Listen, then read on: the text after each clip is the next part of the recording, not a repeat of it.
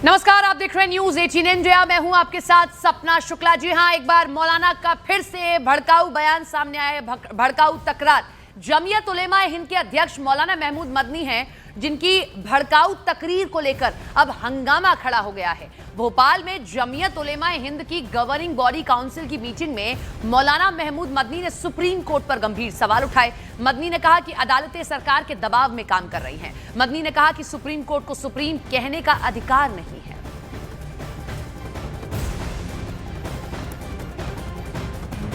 गुज़िश्ता कुछ अरसे से बिलखुसूस बाबरी मस्जिद, तलाक सलासा जैसे बहुत से मसलों पर फैसले के बाद ये तासुर आम हो रहा है कि अदालतें हुकूमतों के दबाव में काम कर रही हैं। अक़लियतों के आईनी हुकूक और दस्तूर के बाद बुनियादी उसूलों की तशरीह की ऐसी मिसालें सामने आई हैं जिन्होंने अदालतों के किरदार पर सवालिया निशान लगा दिया है। मौजूदा वक्त में इबादत गाह एक्ट को नज़रअंदाज करते हुए ज्ञानवापी और मथुरा के मुकदमात को काबिल समाअत करार देने का फैसला भी उसकी एक वाज़ेह मिसाल है। याद रखिए, सुप्रीम कोर्ट उस वक्त तक ही सुप्रीम कहलाने का मुस्तहिक़ है जब तक आइन की पाबंदी करे, कानून के हुकूक का ख्याल रखे। अगर ऐसा न करे तो वो इखलाकी तौर पर भी सुप्रीम कहलाने का हकदार नहीं है। अपनी तकरार में मौलाना महमूद मदनी ने जिहाद के नाम पर लोगों को भड़काने का काम भी किया। मदनी ने कहा कि जब जब जुल्म होगा तब तब जिहाद होगा, और इस बात को मदनी ने कई बार दोहराया है। जब जब जुल्म होगा तब तब जिहाद होगा। मैं इसको दोबारा कहता हूं, जब जब जुल्म होगा तब तब जिहाद होगा।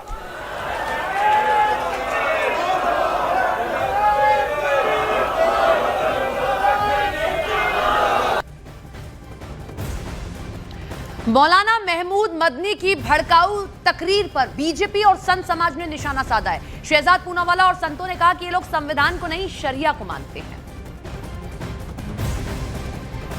कुछ अरसे से बिलखुसूस यूसीसी को नहीं, संविधान को नहीं, पर्सनल लॉ को तरजीह देते हैं, वो आज संविधान की बात करते हैं। और अगर सुप्रीम कोर्ट हिंदुओं के पिटीशन की सुनवाई करे तब तो सुप्रीम कोर्ट दबाव में है। सुप्रीम कोर्ट सुप्रीम कहलाने के लायक नहीं। अगर सुप्रीम कोर्ट कोई और फैसला दे जो उनको पसंद है तब तो सुप्रीम कोर्ट ठीक है। ये शरिया की दुकान है, ये संविधान का नहीं करते हैं सम्मान। इसीलिए वक्फ के नाम पर भड़काते हैं, सीए के नाम पर भड़काते हैं, एसआईआर के नाम पर भड़काते हैं। ये भड़काते हैं और दंगे भी लगाते हैं और संवैधानिक संस्थाओं पर हमला भी बोलते हैं। मदनी जो है सुप्रीम कोर्ट पर सवाल उठा रहे हैं, कहीं ना कहीं ये संविधान और कानून को नहीं मानते हैं।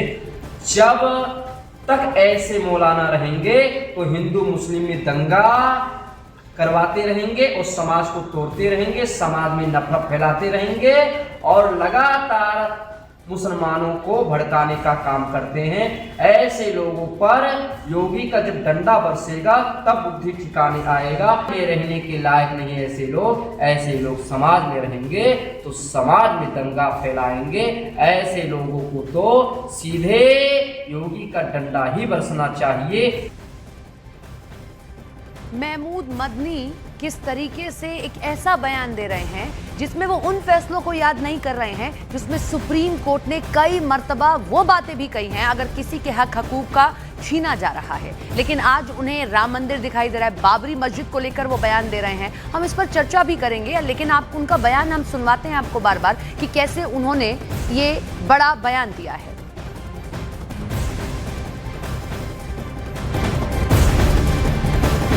जब जुल्म होगा तब तब जिहाद होगा, खुद ये कह रहे हैं। देखिए आप क्या कहा है, आप एक बार फिर से सुनिए कैसे सबके सामने एक भड़काऊ बयान दे रहे हैं। गुज़िश्ता कुछ अरसे से बिलखुसूस बाबरी मस्जिद, तलाक सलासा जैसे बहुत से मसलों पर फैसले के बाद ये तासुर आम हो रहा है कि अदालतें हुकूमतों के दबाव में काम कर रही हैं। अक़लियतों के आईनी हुकूक और दस्तूर के बाद बुनियादी उसूलों की तशरीह की ऐसी मिसालें सामने आई हैं जिन्होंने अदालतों के किरदार पर सवालिया निशान लगा दिया है। मौजूदा वक्त में इबादत गाह एक्ट को नज़रअंदाज करते हुए कियान वापी और मथुरा के मुकदमात को काबिल समाअत करार देने का फैसला भी उसकी एक वाज़े मिसाल है।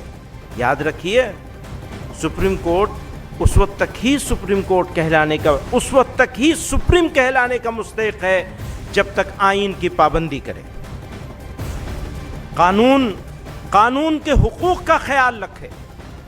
अगर ऐसा न करे तो वो इखलाकी तौर पर भी सुप्रीम कहलाने का हकदार नहीं है। हमारे साथ कुछ खास मेहमान जुड़ रहे हैं, आपको उनसे परिचय करवा देते हैं। स्वामी दीपांकर हमारे साथ धर्मगुरु जुड़ रहे हैं, स्वागत है आपका। विनीत जिंदल हमारे साथ में वकील जुड़ रहे हैं, आपका भी स्वागत है। मौलाना साजिद रशीदी भी और मुस्लिम स्कॉलर हमारे साथ जुड़ रहे हैं, और सैयद जवाद राजनीति के विश्लेषज्ञ हमारे साथ जुड़ रहे हैं। सबसे पहले मैं मौलाना साजिद रशीदी आपके पास आऊँगी कि जब ऐसे फैसले आते हैं, जैसे मैं आपके सामने कुछ फैसले रखती हूँ, अलीगढ़ मुस्लिम विश्वविद्यालय को लेकर, जब अलीगढ़ मुस्लिम विश्वविद्यालय बनाम भारत सरकार हुआ, उसमें कहा गया कि अल्पसंख्यक दर्जा है जो देना चाहिए, तब आप लोग सुप्रीम कोर्ट पर सवाल नहीं खड़े करते हैं। वक्फ को लेकर जब सुप्रीम कोर्ट बड़ी बातें कहता है, आपकी बात मान लेता है कि भाई आखिरी फैसला कलेक्टर का फैसला नहीं होगा, तब आप लोग सुप्रीम कोर्ट को नहीं कहते हैं। लेकिन जैसे ही राम मंदिर की बात आती है तो आप सुप्रीम कोर्ट पर सवाल खड़े कर देते हैं। तो सिचुएशनल क्यों हो जाते हैं आप लोग? देखिए, ये सिचुएशनल की बात नहीं है। अच्छा, आप शायद इस मामले को दूसरा रुख देना चाहते हैं। अच्छा, मैं सिर्फ ये कहना चाहता हूँ, अलीगढ़ मुस्लिम यूनिवर्सिटी पर जो फैसला दिया कोर्ट ने, वो क्या गैर संवैधानिक फैसला दे दिया? वो संवैधानिक फैसला था, उसको तो हर किसी को मानना था। बाबरी मस्जिद पर जो ऐसा फैसला दिया गया जिसमें दो चार बातें खास तौर से कही सुप्रीम कोर्ट ने कहा 1949 में मूर्तियां गलत रखी गई। सुप्रीम कोर्ट ने कहा 1992 में बाबरी मस्जिद को इलीगल तरीके से तोड़ा गया। सुप्रीम कोर्ट ने कहा जो लोग इस कॉन्स्पिरेसी में शामिल हैं, दिए गए, जो मूर्तियां आई, जो लोग आए, वो सब गलत थे। उस वक्त आपका सुप्रीम कोर्ट गलत हो गया, तब सुप्रीम कोर्ट ने कानून सम्मत काम नहीं किया। ये क्या तरीका भाई डिबेट का? नहीं, मैं तो पूछ रही हूँ, क्यों नहीं सुनना चाहते हैं? मेरी बात पूरी होने दो ना। मैं पूछ रही हूँ आपसे, मैं बस जब मेरी बात पूरी हो जाए तब एक सवाल अपनी बात पूरी करिए, क्योंकि आप मेरी बात पूरी हो जाए। करिए अपनी बात पूरी। सुप्रीम कोर्ट ने यह भी कहा कि हमें ऐसा कोई सबूत नहीं मिला कि मंदिर तोड़ के मस्जिद बनी हो, जिसके लिए झूठ फैलाया था पूरे देश ने, धर्म गुरुओं ने और पता नहीं किस किस ने। मैं ये कहना चाहता हूँ, सब कुछ होने के बावजूद फिर भी जमीन मंदिर को दे दी। अच्छा, और मुसलमान खामोश रहा। तो मतलब उन्होंने सबूत दरकिनार कर दिए, उन्होंने जो मूर्तियां मिली वो दरकिनार कर दी, जो बाकी चीजें मिली वो सब साइड कर दिया। अच्छा, कुछ नहीं, सब सबूतों के। अच्छा, बीजेपी की सरकार आई तब सब कुछ हो गया, यही दिक्कत है। आप बताइए मूर्तियां कहाँ मिली? कहते हैं सिचुएशनल होना। आप बताइए मूर्तियां कहाँ मिली? मैं आपको कह रही हूँ, इसी को कहते हैं सिचुएशन में होना। जब वक्त पर बात आती है तो आप मेरी बात सुनिए पहले। मैंने आपकी बात को बहुत शांति से सुना। मैंने हो सकता है मैं गलत हूँ, मैंने आपकी बात को बहुत मैं गलत हूँ, आप मुझे बता दीजिए मूर्तियां कहाँ मिली। नहीं होता जो आप करते हैं। खैर, मैं आपसे बहस ही नहीं करूंगी। डिबेट के तरीके को आप गलत ले रही हैं। नहीं, आप गलत ले रहे हैं। मुझे सिर्फ ये बताइए, हमारे साथ धर्मगुरु जुड़े, आप वो नहीं, आप मुझे पहले ये बताइएगा मूर्तियां कहाँ मिली। छोड़ दीजिए अभी, आप पहले आप ये बताइएगा मूर्तियां कहाँ मिली। स्वामी दीपांकर जवाब दीजिए। वो ये कह रहे हैं कि बीजेपी की सरकार में सब कुछ होता है। बताइए मुझे नहीं सुनना, क्योंकि आप सुनेंगे नहीं। पहले ये बताइए मूर्तियां कहाँ मिली। हाँ, ऐसी बातें क्यों बोलती हो जिसका आपके पास शक नहीं है? सपना जी, अब दूसरों को भी सुनने दीजिए। रुक जाइए ना, सुनिए दूसरों को भी। रुक जाइए, कहाँ मिली मूर्तियां? रुक जाइए, सुनिए दूसरों को भी भाई। अरे मूर्तियां कहाँ मिली वो थोड़ा सा बताइए डाउन पहले। कर दीजिए ताकि स्वामी दीपांकर भी बोल सके। क्यों डाउन करेंगे? सपना जी, हाँ बोलिए। आप झूठ बोलेंगे डाउन? सपना जी, आप कुछ भी आप बोलिए, कुछ भी आप फैक्ट्स रखिए, कुछ भी आप कहिए। अभी रशीदी जी बहुत अपनी बात को एग्रेसिव होकर बोल रहे हैं। मैं सिर्फ इतना ही कहना चाहता हूं, जो बयान मदनी जी ने दिया है, ये बेहद खतरनाक बयान है। इस बयान का कहीं भी समर्थन मुझे नहीं लगता कि किया जा सकता है। ये शायद मैं समझता हूं कि अल्पसंख्यक समाज को, या कहूं कि मुस्लिम समाज को एक गलत दिशा देने जैसा बयान है कि कहा जाए कि अगर जुर्म होगा तो जिहाद होगा। इसके मायने क्या निकाले जाएं, इसका विश्लेषण होना चाहिए और इस पर गहन चिंतन होना चाहिए। ये बराबर बयान नहीं है। दूसरी एक बड़ी बात मैं रखना चाहता हूं, जो अपने मन से और अपने दिल से, और शायद मैं समझता हूं कि करोड़ों हिंदू इस बारे में सोचते होंगे कि रोटी में थूक कर दिया जाता है। आज तक मदनी जी ने उस पर कुछ कहा? ये बाजू में रहा लोनी, लोनी के अंदर जूस में पेशाब मिलाकर दे रहा था एक जूस वाला, उस पर किसी ने बोलने की जहमत उठाने की कोशिश किया? ठीक है, इस मुद्दे और पे नहीं आते, हम लोग दूसरे मुद्दे नहीं, पे थे। मैं उस पर मैं पूछना सिर्फ चाह रही हूँ एक कि सपना वो जी, ये लोग कह रहे हैं स्वामी जी कि तो बीजेपी कुतर्कों से की बात सरकार होती थी, है। दबाव बन रहा था, इसलिए जब सुप्रीम तर्क कोर्ट नहीं ऐसे होते तो फैसला देता कुतर्कों है, से वो बात ये होती कह है। रहे हैं। इस पर आप क्या कहेंगे? आप सोच क्या आप सरकारों से सोचिए फैसला पड़ता है? आप सोचिए कि अगर ये मदनी जी कह रहे हैं तो उसमें ना तो आप कुछ कर सकती हैं, ना हम कुछ कर सकते हैं, ना बाजू में जो दो मुस्लिम स्कॉलर बैठे हैं ये कुछ कर सकते हैं, ना देश के बड़े से बड़े कद्दावर आदमी की हिम्मत है कि कुछ कर पाए। सो कॉल्ड बुद्धिजीवी फेविकोल पी करके थोड़ी देर बाद सो ठीक है। जाएंगे। हाँ। हम लोग संवाद करने के बाद मौन हो जाएंगे। हाँ। परिस्थिति इतनी है क्योंकि कहने वाले मदनी जी हैं। यही बात सैयद अगर कोई जवाद जी और से भी ले कहता, लेते हैं इस पर रिएक्शन। एक सैयद कंप्लीट जवाद कर जी, दें अगर आप आज्ञा हाँ दें तो। हाँ, थोड़ा सा जल्दी, क्योंकि समय सबको देना है, थोड़ा सा जल्दी। आप जब्बार जी से पूछिए। जी नमस्ते। जवाद जी, जरा ये बताइए, मदनी साहब ने जो कहा आपको सही लगता है? 3 तलाक पर अगर सुप्रीम कोर्ट कोई चीज कह रहा है या कोई कानून बन रहा है, महिलाओं को उनका हक मिल रहा है, तो इसमें दिक्कत क्या है? क्या हर चीज अब एक धर्म के कानून के हिसाब से चलेगी? पहली चीज। और दूसरी चीज में एक, अगर अब बाबरी मस्जिद की बात ही चल रही है, टीएमसी के एक विधायक ने ये कहा कि भैया हम 30% है, आने वाले समय में हम 70% हो जाएंगे, तब आपको बताएंगे, तब हम लड़के दिखाएंगे। ये सब नहीं, ये सब ठीक चल रहा है क्या, अगर सुप्रीम कोर्ट पे आप लोग सवाल खड़े कर दे रहे हैं? अपना बहुत बहुत धन्यवाद आपका वक्त देने के लिए। सभी को मेरा जय हिंद, जय संविधान। देखिए, महमूद मदनी साहब ने अपनी पीड़ा व्यक्त की है, लेकिन आप क्या चला रहे हैं कि आप भड़का रहे हैं। अगर कोई शख्स अपनी पीड़ा बयान कर रहा है और सुप्रीम कोर्ट के कई एक ऐसे जजमेंट हैं जिनके ऊपर महमूद मदनी साहब ने अकेले सवाल नहीं करे।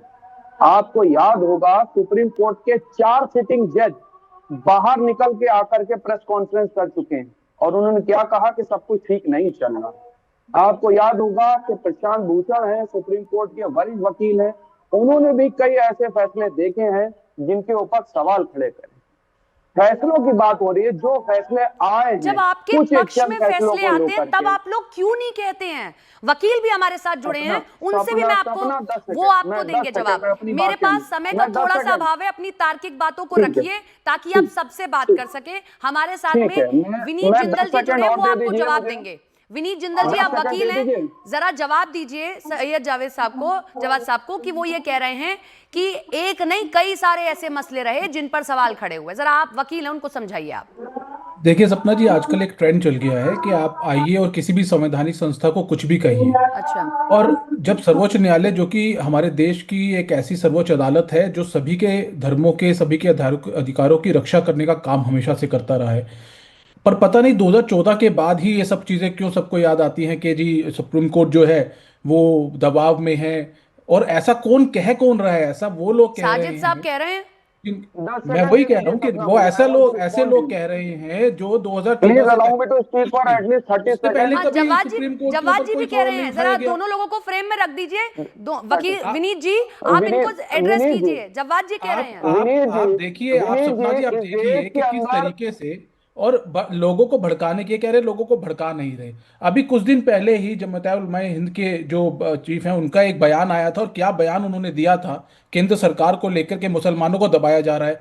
दिल्ली के अंदर इतना बड़ा आतंकी हमला होता है, उसके जस्ट बाद इस तरीके का बयान हो रहा। आज देश की सर्वोच्च न्यायालय को, बोलिए ना, बोलिए जवाद जी, बोलिए, आप बोलिए, काउंटर करिए उनको, काउंटर करिए उनको, बोलिए अगर आपके पास कुछ है, सुनने की आदत डाली है। बोलिए ना भाई, सुनने है की आपके पास कोई जवाब इस बात का? दीजिए जवाब। और उसके बाद आज ये बयान कहीं ना कहीं लगातार सर्वोच्च न्यायालय, ये बात सरकार या कोई संवैधानिक संस्था दबाव में नहीं आ रही। ये लोग, ऐसे लोग जो कट्टरपंथी हैं, जो लोग सोचते हैं कि हमारा देश संविधान नहीं इस्लाम से चले, मामलों के ऊपर सुनवाई करते हुए दबाव महसूस नहीं करेंगे। ऐसे बयान देते हैं बार बार, जिससे सर्वोच्च न्यायालय के जजेस हैं उनको सोचना पड़े कि अरे कोई हम कुछ गलत तो नहीं कर रहे। ऐसी क्या बात हो गई भाई? आप मंदिर, अगर मंदिर की जमीन थी, मंदिर को मिल गई, आप छोड़ दीजिए ना। मस्जिद के लिए जमीन नहीं मिली आपको, सर्वोच्च न्यायालय मस्जिद के लिए जमीन दी या नहीं दी, आप वहां बना रहे हैं। उसके बाद भी आप बाबरी मस्जिद बंगाल में भी बनाएंगे, आप यहाँ भी बनाएंगे, आप वहां भी बनाएंगे, ये भी कहेंगे कि जहाँ मंदिर है मस्जिद वहीं बनाएंगे। आज भी ये बात चल रही है। क्या है ये सब? फुटेज खाना है तो बता दीजिए। अधिकारियों की रक्षा करना सर्वोच्च न्यायालय का काम है। जवाद साहब, जिहाद क्या होता है? आप किसी को कहेंगे कि जिहाद होगा, ये तरीका है क्या? इतने लोग बैठे हुए हैं। हाँ हाँ रशीदी साहब, आपसे भी मैं इस पर जवाब चाहूंगी। माफ कीजिएगा, इतने लोग बैठे हुए हैं, उनको आप जिहाद के लिए भड़काएंगे कि ये नहीं होगा तो जिहाद होगा? ये तरीका है? ये कानून सम्मत है? आपको लगता है रशीदी साहब? जिहाद किसे कहते हैं उसको समझ लीजिए पहले। हाँ समझाइए, आप समझाइए। जुल्म के खिलाफ आवाज उठाने को जिहाद कहते हैं, और ये होगा। क्यों नहीं होगा? अगर अच्छा, ये जुल्म होगा। होगा, आप न्यूज़ 18 पर बैठकर ये बात बोल रहे हैं कि जिहाद होगा। अगर जुल्म होगा तो ये जिहाद उसको नहीं कहते, ये जिहाद उसको कहते हैं जो जुल्म होगा तो जिहाद अच्छा होगा। ये क्या बुराई है बताइए, इसमें? जूस कोई धर्म के निकाल नाम रहा है, पर जिस तरीके हमारा के लड़ाई व्रत झगड़े चल ये रहा लोग है, करते किसी हैं, का उसको व्रत जिहाद चल रहा कहते हैं ये है। लोग। मेरी बात सुनिए आप रशीदी साहब, आप बात नहीं सुनते, यही बताइए बताइए। जिहाद इस पर नहीं करना चाहेंगे आप? इस पर नहीं हक की बात उठाना चाहेंगे कि किसी के जूस में अगर कोई थूक मिला दे रहा है, ये वीडियो सामने आ रहा है, वो बता भी रहा मैडम है। आप लोगों पहला का तो चीज, देखिए, मेरी पूरी बात सुनिए आप, फिर जवाब दीजिएगा। आप बात नहीं सुनते। ये चीज, पहली चीज, कोई महिला आकर अगर ये कह रही है कि मेरे पति ने मुझे 3 तलाक कह दिया और मैं उसके बाद में मुझे घर से बाहर कर दिया गया, इसके लिए जिहाद करिए, लड़िए इसके लिए क्यों नहीं लड़ा जा रहा है? सुनिए, देखिए आप लोगों का तो एजेंडा सेट है, दीजिएगा हमारी बात को मानना ही नहीं है। इसका आप हमारी बात को तार्किक मानते ही नहीं हो, मानोगे ही नहीं, क्योंकि आपका तो एजेंडा सेट है। जो हम कहेंगे वो सारा गलत है, सब गलत है बिल्कुल।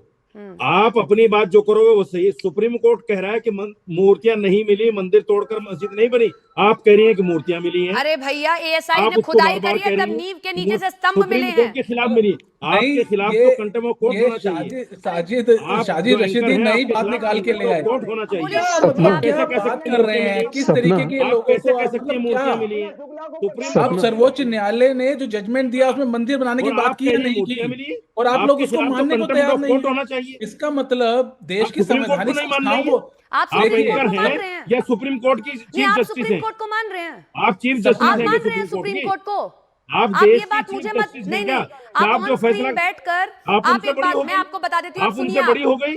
सुप्रीम कोर्ट कह रहा है मंदिर तोड़कर मिट्टी मस्जिद की नहीं बनी, वस्तुएं, आप कह रहे हैं मूर्तियां धार्मिक मिली हैं। चिन्ह, धार्मिक पत्थरों की कलाकृतियां आदि जो हिंदू धार्मिक उपयोग से जुड़ी हो सकती हैं, वो मिली। ये व्हाट्सएप ज्ञान किसी और को दीजिए। मस्जिद की ये व्हाट्सएप ज्ञान किसी और को दीजिए।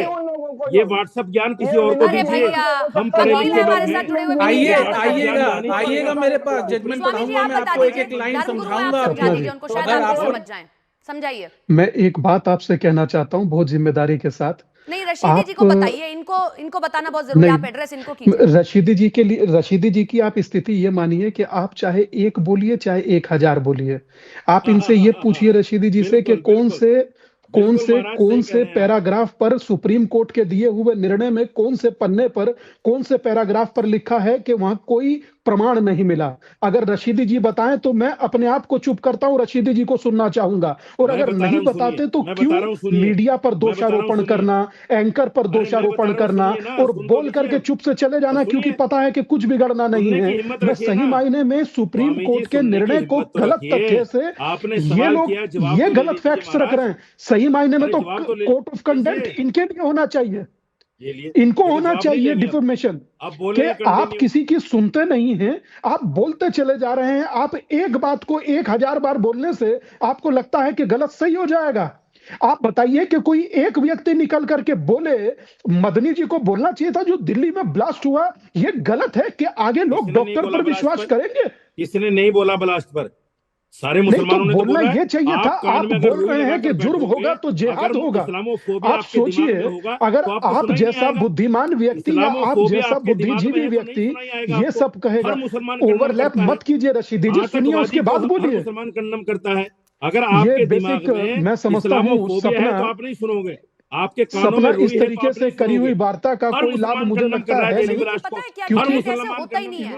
जब हम किसी परसेप्शन के साथ बैठते हैं ना कि हमें ये लगता है कि हम सही थे लेकिन हमें बेचारा बनाया गया, हमें सुना नहीं गया, तो ऐसा ही होता है। विनीत जिंदल कुछ कह रहे हैं, हम उनका रुख कर लेते हैं। जी विनीत जी सपना बताएं। जी, बड़ा दुख होता है अपने आप को स्कॉलर कहने वाले लोग, अपने आप को विश्लेषक कहने वाले लोग जब एक एजेंडा के साथ आते हैं। आज की तारीख में मुस्लिम कम्युनिटी के लिए जितना काम भारत सरकार ने किया, इतना काम आज तक पहले नहीं हुआ। जहां तक संविधान की रक्षा, ये लोग वही है जो संविधान की बात करते हैं। यहाँ पे आपके पास बैठे हुए एक व्यक्ति ने भी बोला संविधान सबसे बड़ा है, लेकिन चाहते क्या है कि इस्लाम से चले भारत। अरे भाई, वो आप आपको कानून कह की रहे हैं बात कि आप कीजिए ना। कहाँ के वकील हैं, रशीदी जी बोल रहे हैं। रशीदी जी, मुस्लिम स्कॉलर, मुझे पता है आपकी असलियत मुझे पता है। आप जानते हैं मुझे अच्छे से, और आपको आपको पता है कि आपके साथ क्या क्या हो सकता है, क्या क्या हुआ है पहले, समझे। मुझसे बात मत करिए ऐसे, आपको बहुत भारी पड़ेगा ये। मैं ऐसा वाला हिंदू नहीं हूँ, मैं ऐसे वाला हिंदू नहीं हूँ कि मैं चुप बैठूंगा, समझ लीजिए। मैं, हाँ, वकील है, स्कॉलर है तो धमकी नहीं दोगे। हम ऐसे वाले हिंदू नहीं है, हम लड़ना जानते हैं, हम लड़ना जानते हैं और अच्छे से लड़ना जानते हैं। ध्यान रखना, समझे, बतेरे। और कैसे सपना जी, कैसे लोगों को आप यहाँ टीवी पर बुलाते हैं बैठकर जिनको ये धमकी नहीं दे रहे हो। पता कि आप क्या टीवी पर बात बैठकर करनी धमकी दे है, रहे हो। कैसे बात करनी है। बहुत ये भारी अपने पड़ेगी, आपको क्या स्कॉलर भारी कहते पड़ेगी? हैं, इस्लाम के भारी बारे में पड़ेगी? इनको पता नहीं, सिर्फ बताइए आके क्या भारी बैठ के पड़ेगी? उल्टी सीधी बातें करनी है। अरे बताइए क्या भारी पड़ेगी? मुसलमानों को भड़काने की बोल बातें जाते करनी हो, है। बोलने का इसके पता अलावा नहीं है। 2014 से पहले इनको पता कुछ नहीं नहीं कौन दिखता सी था। यूनिवर्सिटी से पढ़ आज लिया, सारी चीजें दिखने नफरत लग की गई यूनिवर्सिटी इनको। से पढ़ लिया आपने। बोलते जब शाहबानो का वकालत केस क्या था, है, बोलते तुम्हें कि पता ही हाँ नहीं है गलत हो रहा वकालत क्या है, है। तब तो नहीं बोले। आज वकालत जब किसे कहते हैं, तुम्हें कहते पता हैं ही कि नहीं है। मंदिर की एक जमीन थी, तरफी मंदिर बातें को कर मिल रहे गई, हो। तो इन सबको दुख होता है। वकील का मतलब तो होता यही है सब इंसाफ चीजें की बात हैं, करे आदमी। यही ऐसे सब ऐसे चीजें हैं। डिबेट नहीं होगा। आप ये एक तरफी स्कॉलर, बातें कर रहे हो। आप ये सबको और एक वकील दूसरे कहते की हो अपने बातों को आप को। सुनना पड़ेगा, रुकिए। ये ऐसे मैं वही कैसे? कह रहा हूँ सबको। अरे रशीदी जी, अब सुन भी लीजिए, हम संचालक है, थोड़ा तो हमारा सम्मान मान करिए, थोड़ा सा रुक जाइए, रुक जाइए। अरे रुक जाइए भाई, रुक जाइए, यही दिक्कत है, आप सुन नहीं रहे हैं, रुकिए। स्वामी दीपांकर धर्मगुरु हमारे साथ हैं, सैयद जवाद राजनीतिक विशेषज्ञ हमारे साथ हैं। मैं चाहती हूँ दोनों लोगों को स्क्रीन पर लेकर आया जाए और दोनों लोग इस बात पर मुझे जवाब दें। पहले मैं सैयद जवाद जी आपसे जवाब चाहती हूँ, आप राजनीतिक विश्लेषज्ञ हैं, आपको वाकई लगता है कि 2014 के बाद ही ये सब कुछ शुरू हुआ? क्योंकि अगर पहले फैसले जब आ रहे थे तो आपको दिक्कत नहीं हो रही थी, तब भी फिर आप सुप्रीम कोर्ट पर सवाल खड़े कर देते। आज क्यों सुप्रीम कोर्ट पर सवाल खड़े होने लगते हैं? और सुप्रीम कोर्ट में तो AQI पर भी बात हो रही है। अगर आप यही कह रहे हैं कि सरकारों के हिसाब से काम होता है, अब तो दिल्ली में बीजेपी की सरकार है, फिर भी सुप्रीम कोर्ट ने कल सख्ती से AQI पर बात की है, तो आप क्यों ऐसी बातें लोक न्यायालय पे उठाते हैं जो सिर्फ और सिर्फ सबूतों पर काम करता है? सपना, ये पहली बार नहीं है। इससे पहले हमने सुप्रीम कोर्ट के जज के ऊपर लोगों का जूता निकालते हुए भी देखा है। इससे पहले निशिकांत दुबे, भारतीय जनता पार्टी के सांसद, जिन्होंने सुप्रीम कोर्ट के जजों के ऊपर टिप्पणी करी थी, वो भी हमने देखा है। और 6 दिसंबर 1992 को सुप्रीम कोर्ट के दिए हुए डिसीजनों की धज्जियां भी उड़ाते लोगों को देखा है। तो ये बात तवक्को रखनी चाहिए कि देश के अंदर क्या सच में संविधान का राज चल रहा है, क्या न्यायपालिकाएं, और खास तौर पे हमारे ये जो अभी वकील साहब बैठे हुए थे, हो सकता है इन्हीं की बिरादरी के लोग हों जिन्होंने सुप्रीम कोर्ट के जज के ऊपर जूता निकालने वाले लोगों का महिमा मंडन पीछे से जिहाद करा। वाली मुझे बात नहीं कहना पता, सही है लेकिन जवाद जी, मुझे बस इतना बताइए। अब आप क्या एक चीज मुझे देखिए सर, एक समय चीज का ना रुकिए, अभाव सुन होता है, हम कभी भी टॉपिक से भटक नहीं सकते। हमने ये जो डिबेट थी, ये महमूद मदनी मौलाना जो हैं उनके तर्क पर शुरू की थी, जो उन्होंने बात कही। आप मुझे इस बात पर बताइए, जो उन्होंने कहा क्या वो सही कहा? क्या वो ये अगर कह रहे हैं सबको जिहाद होगा, हम ये कर देंगे, हम वो कर देंगे, क्या ये सही है? क्या इतनी बड़ी भीड़ को ये उकसाने वाली बात नहीं है? ऐसा नहीं है। इस देश में अगर कोई कानून योजना बन रही है तो मुस्लिमों को भी उसका पूरा अधिकार मिल रहा है, किसी को छांटा नहीं जा रहा है। सपना, नहीं, सुनिए, इस जब से 2014 से सरकार आई है, इस देश में दलितों के साथ, इस देश के अंदर मुसलमानों के साथ, इस देश के अंदर महिलाओं के साथ, इस देश में OBC समाज के साथ न्याय होता दिखाई नहीं दे रहा है, प्रतीत नहीं हो रहा है। समय का अभाव है, मैं आपको रोक रही हूं, दिखाई नहीं दे रहा है, ये देखना नहीं चाहते हैं। स्वामी दीपांकर जी कुछ कहना चाह रहे हैं, क्योंकि डिबेट खत्म करने की ओर बढ़ रहे हैं, जरा सुन लें उनको भी। जी स्वामी जी। मैं इतना सा कहना चाह रहा हूं कि बहुत सारे लोगों को यहाँ बहुत कुछ दिखाई नहीं देता। सपना जी ये ठीक कह रहे हैं। आपके पास आधार कार्ड होगा, नवीन बाबू के पास पैन कार्ड होगा, मेरे पास वोटर ID कार्ड होगा, मगर ये दोनों दिव्य पुरुष हैं, इनके पास मात्र विक्टिम कार्ड है। ये मात्र चीज को ऐसे खोदते हैं कि आपको इनसे वार्ता करना भी सपना जैसा ही लगेगा। सपना जी, आप इन्हें कभी संतुष्ट और इनको कभी सेटिस्फाइड कर उत्तर नहीं ले सकते। ये पूरी दुनिया के साथ यही स्थिति है। मगर मैं एक बात जिम्मेदारी के साथ कहना चाहूंगा कि एक मेरे मुसलमान भाई ने खड़े होकर बोला कि मानवता की हत्या तुमने बांग्लादेश में कर दिया, 90 में कश्मीर में नरसंहार कर दिया, एक दोनों में से बुलवा कर दिखाइए। कोई नहीं बोलेगा, मगर हाँ, सुप्रीम कोर्ट सुप्रीम नहीं रहा, ये कहने की हिम्मत मात्र मुझे एक ही बस व्यक्ति इतना में पता है। है कि इस देश में हम न्यायालय पर आज भी, कल भी और आगे भी भरोसा करते रहेंगे। न्यायालय वो चीज है या वो जगह है या वो मंदिर है इस देश का जहां हर किसी को यकीन रहता है। एक फिल्म का डायलॉग है और सब उस पर यकीन करते हैं हर लड़ाई को आखिरी में लड़ने के बाद, will see you in the court, क्योंकि उन्हें यकीन है जज पर और न्यायालय पर। बहुत शुक्रिया आप सबका हमारे साथ जुड़ने के लिए और चर्चा करने के लिए। वंदे मातरम के मुद्दे पर मौलाना महमूद मदनी को नहीं मिल रहा बाकी मुस्लिम संगठनों का भी साथ। जमाते इस्लामी हिंद के अध्यक्ष मौलाना सादातुल्लाह हुसैनी ने पूरे मुद्दे को इलॉजिकल बता दिया है। मुर्दा कौमें मुश्किलात में मुब्तला नहीं होती, वो तो सरेंडर कर देती हैं। वो कहेंगे वंदे मातरम पढ़ो तो पढ़ना शुरू कर देंगे। तो ये पहचान होगी मुर्दा कौम होने की। और अगर जिंदा कौम है तो फिर हौसला बुलंद करना पड़ेगा, हालात का मुकाबला करना पड़ेगा। हमारे मुल्क के दस्तूर में हर एक को अपने अकीदे के मुताबिक अमल करने की आज़ादी है, तो पैट्रियोटिज्म भी, मुल्क से ताल्लुक़ का इजहार भी अपने अपने अकीदे के मुताबिक लोग करेंगे। कोई ख़ास स्लोगन, कोई ख़ास गाना, यही पूरे मुल्क पे थोपने की कोशिश और हर एक से ये कहना कि आप यही गाना गाएंगे, इसी से आपका पैट्रियोटिज्म जाहिर होगा, जाहिर है कि इसको कोई भी रैशनल नहीं समझ सकता। तो जो लोग वंदे मातरम के ज़रिए अपनी मोहब्बत का इजहार करना चाहते हैं करें, कोई और किसी और ज़रिए से करना चाहते हैं और ज़रिए से करें। तो कानून के मुताबिक और दस्तूर के दायरे में जो जो तरीके, जो जो ऑप्शंस मौजूद हैं, उसका पूरा हक हर शहरी को, हर सिटीज़न को और सिटीजन्स के हर ग्रुप को हासिल है। तो इस पर डिबेट का कोई महल ही नहीं है। ये बिल्कुल इलॉजिकल और नॉन इशू है जिस पर खामखा हम अपनी एनर्जी ज़ाया कर रहे हैं।